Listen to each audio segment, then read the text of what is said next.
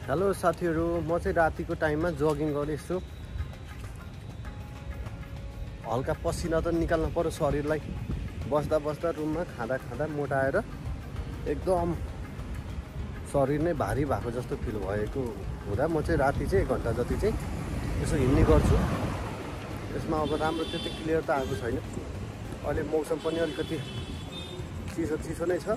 दिउँसोमा त हिँड्न सकिँदैन। बिहानमा पनि अलि चाँडो पनि पानी छैन, पानी बसाउनु पर्ने छ। बिस्तारै अब त्यो पनि हुन्छ। त्यही भएर बिहानमा टाइममा नभए पनि राति चाहिँ म जगिङको लागि यसो पसिनै पसिना भएको छ, अनुहार यस्तै भइरहेको छ। तपाईँहरू पनि कहिलेकाहीँ अब सकभर सबैभन्दा राम्रो त बिहानमा हिँड्नु बेस्ट हो। बिहान नसके पनि बेलुका भए पनि 1 घण्टा हेल्थको लागि यसो टाइम दिनुहोस्। त्यसले चाहिँ स्वास्थ्यमा धेरै सुधार आउँदो रहेछ। एक्सर्साइज गरेपछि शरीर एकदम हलुको भएको फिल आउने के। अब गएर ट्याक्क नुहाएपछि आनन्द। ल साथीहरू, गुड नाइट। धेरै जसो त सुतिसक्नु भयो होला। अब म नि गएर फ्रेस हुन्छु, केही खान्छु नर्मल्ली, अनि गएर सुत्छु। ओके, गुड नाइट साथीहरू, बाई।